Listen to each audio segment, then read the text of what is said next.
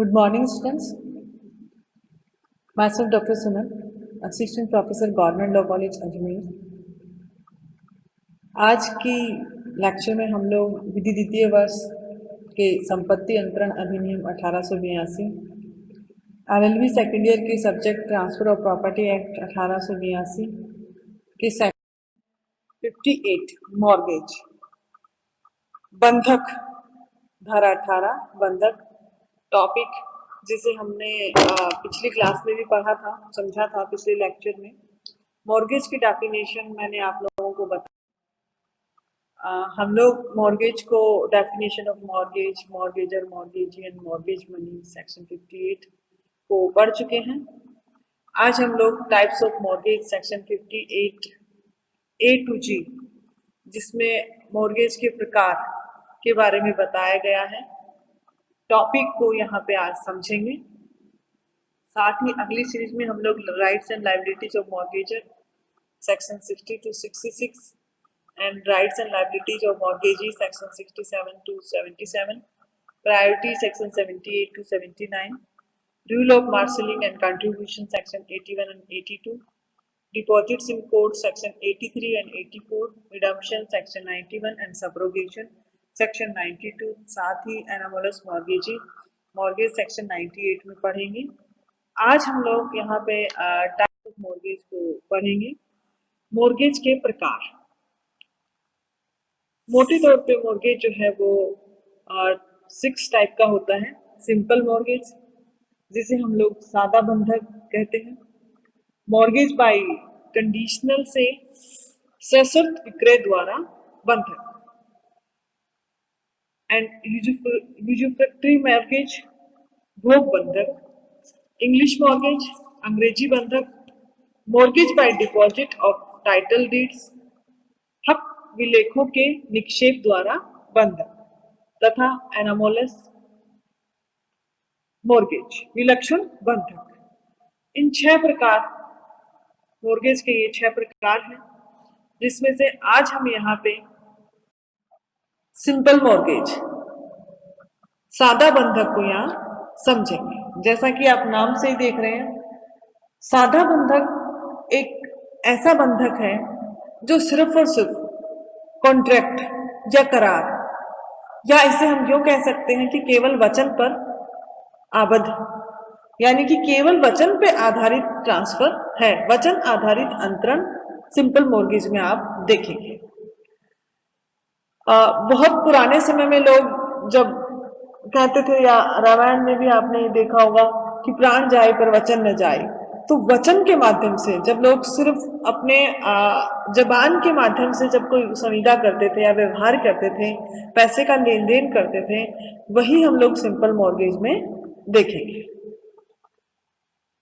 Where without delivering possession of the mortgaged property, the mortgager binds himself personally to pay the mortgage money and agrees expressly or implicitly that in the event of his failing to pay according to his contract, the mortgagee shall have a right to cause the mortgaged property to be sold and the proceeds of sale to be applied so far as may be necessary in payment of the mortgage money.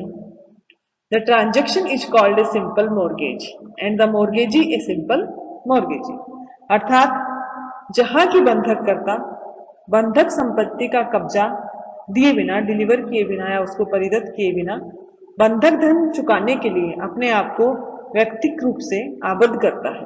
Personally वो अपने आप को bound करता है। जैसा मैंने अभी बताया कि वचन देता है कि वो धन चुका देगा, लेकिन संपत्ति का कब्जा नहीं देता है, और अभिव्यक्त या विवक्षित तौर पे करार करता है कि वह संविदा के अनुसार संदाय करने में उसके असफल रहने की दशा में बंधकदार को बंधक संपत्ति का विक्रय कराने का और विक्रय के जितने भी उसके ड्यूज होंगे, आगम जो होंगे, जहां तक वह आवश्यक हो, बंधक धन के संदाय में उपयोजित कराने का अधिकार होगा। वहां वह समयवार सादा बंधक और बंधकदार सादा बंधकदार कहलाता है। अर्थात डेफिनेशन के आधार पे हम ये समझते हैं कि यहाँ पे सबसे पहली बात कि सादा बंधक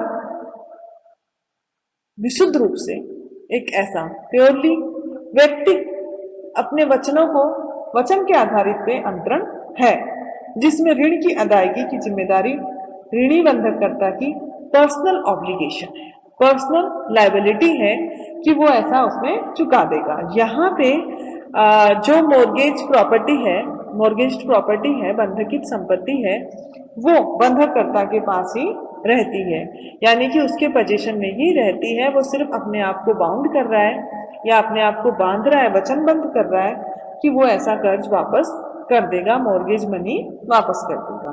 और करार के अनुसार अगर वो कर्ज वापस नहीं कर पाता तो सिक्योरिटी के तौर पे जो उसने बताई है मॉर्गेज प्रॉपर्टी, मॉर्गेज बंधकित संपत्ति उसने बताई है, उससे को बेच करके बंधककर्ता को, बंधकदार को उस प्रॉपर्टी को बेच करके बंधक ऋण वसूलने का अधिकार होगा। ऐसा ऋणदाता मॉर्गेजी को होगा। भुगतान की व्यक्तिगत जिम्मेदारी यहाँ पे सबसे इंपॉर्टेंट चीज है, पर्सनल लायबिलिटी। और साथ ही पोजीशन नहीं देना, मॉर्गेज प्रॉपर्टी जो है, जो उसने बंधकित संपत्ति रखी है, बंधक जिसके आधार पे उसने ऋण लिया है बतौर सिक्योरिटी, बंधककर्ता ने जो प्रॉपर्टी रख करके इसे हम एक एग्जाम्पल के माध्यम से समझ सकते हैं कि जैसे मान लीजिए किसी के पास एक मकान है, ए व्यक्ति के पास एक मकान है कि जो कि अजमेर में स्थित है।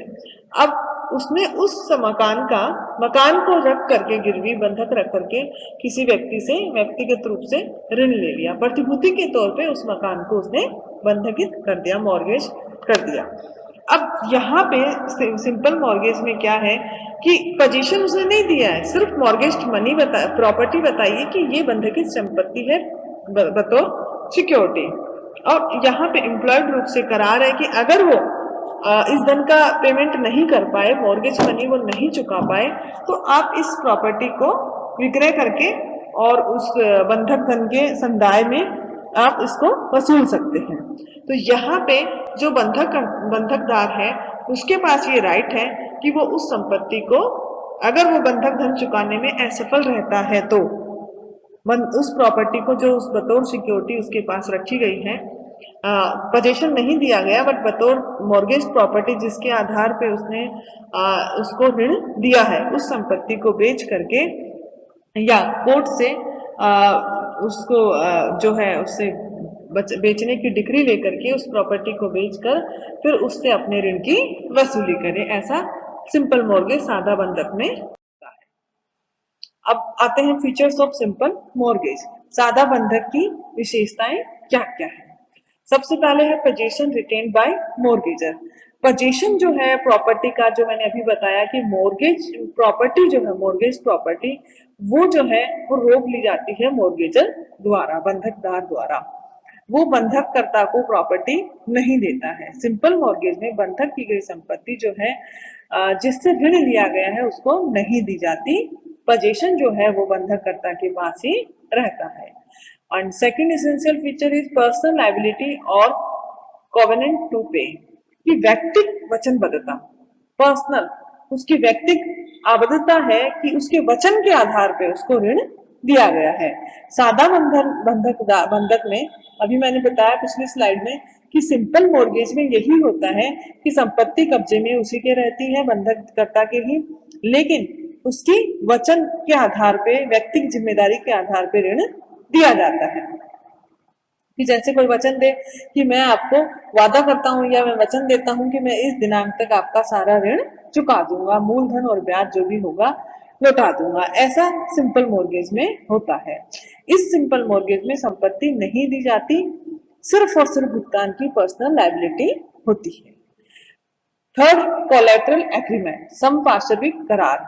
सादा बंधक में, बंधक विलेख में ही डेफिनेशन में आपने देखा इससे पहले की 2 स्लाइड पहले कि जो बंधक, जो उन्होंने मॉर्गेज डीड लिखी है उसमें ही उनका एक कोलैटरल क्लॉज साइड में रहता है, कोलैटरल एग्रीमेंट रहता है कि अगर वो ऋण चुकाने में असफल रहता है, ऋण नहीं चुका पाता है बंधक करता, तो फिर बंधक धन की वसूली जो है, मॉर्गेज मनी का जो वसूल जो करेंगे, वो उससे जो ऋण लेंगे, वो जिस संपत्ति को, जिसके आधार पे एक्सक्यूज मी, प्रतिभूति के तौर पे जो संपत्ति रखी गई है, उसको बेच करके उस धन की वसूली कर सकेंगे।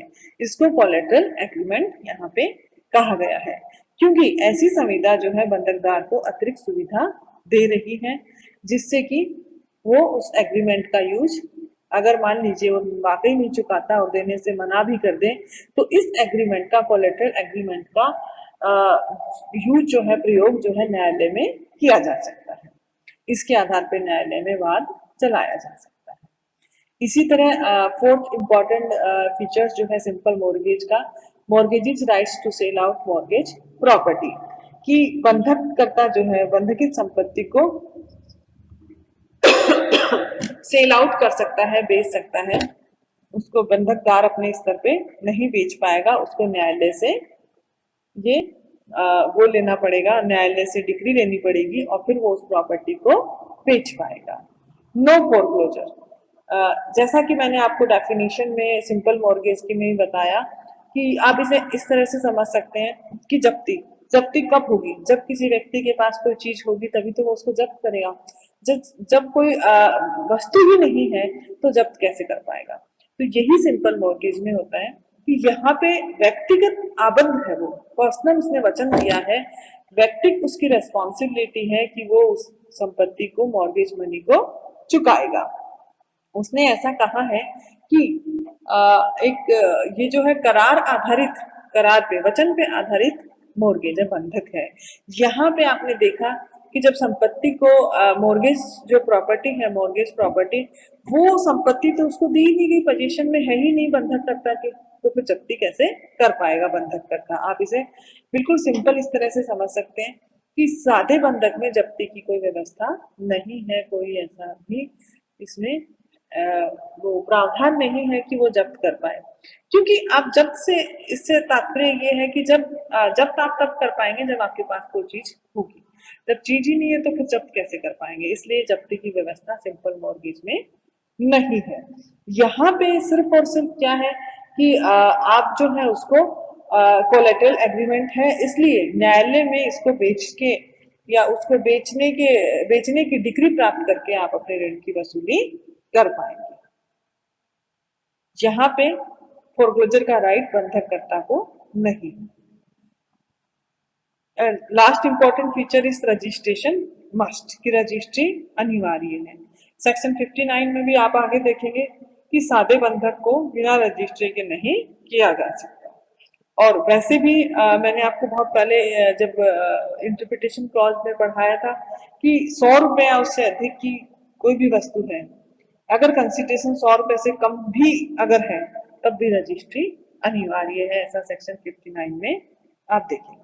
इसलिए रजिस्ट्रेशन मस्ट है। यहाँ पे भी कीमत की जो सेक्शन 59 आप देखेंगे तो उसमें कहा गया है कि अगर वस्तु कितनी भी कीमत की हो, रजिस्ट्री मॉर्गेज में आवश्यक है। Where the principal money secured is 100 rupees or upwards, a mortgage other than a mortgage by deposit of title deeds can be effected only by a registered instrument signed by the mortgager and at least two witnesses। अर्थात जहां प्रतिभूत मूलधन 100 रुपए या उससे अधिक है, वहां वह बंधक हक विलक्षणों के निक्षेप द्वारा बंधक से भिन्न है, तो बंधककर्ता द्वारा हस्ताक्षरित और कम से कम 2 साक्षियों द्वारा अनुप्रमाणित और रजिस्ट्रीकृत लिखत द्वारा ही किया जाएगा। ऐसा सेक्शन 58 में प्रोविजन है। और साथ ही कहा गया है कि where the principal money secured is less than 100 rupees, a mortgage may be effected either by a registered instrument signed and attested as aforesaid or by deliver of the property, कि जहां प्रतिभूत मूलधन 100 रुपए से कम है, वहां बंधक या तो उपयुक्त जैसे हस्ताक्षरित अनुप्रमाणित रजिस्ट्रीकृत लिखत द्वारा संपत्ति के परिधान द्वारा किया जा सकेगा। अर्थात मॉर्गेज में सेक्शन 59 आवश्यक बताता है कि सिंपल मॉर्गेज में भी रजिस्ट्री आवश्यक है। तो यहाँ पे आज आपने देखे फीचर्स ऑफ सिंपल मॉर्गेज के, कि पोजीशन जो है वो उसी के पास रहता है, बंधककर्ता के पास ही, और सिर्फ वो व्यक्तिगत रूप से अपने आप को आबद्ध करता है। साथ ही एक कोलेटरल एग्रीमेंट होता है जिससे वो उसको ये मॉर्गेज प्रॉपर्टी को न्यायालय की डिग्री द्वारा बेचने का राइट देता है। जब्ती का अधिकार होता नहीं है और रजिस्ट्री आवश्यक। तो आज हमने यहाँ पे सिंपल मॉर्गेज पढ़ा और उसके एसेंशियल फीचर्स पढ़े। नेक्स्ट लेक्चर में हम लोग जो अदर टाइप्स ऑफ मॉर्गेज हैं उन्हें पढ़ेंगे। होप आप लोग इनसे जरूर लाभान्वित हो रहे हैं। Thank you.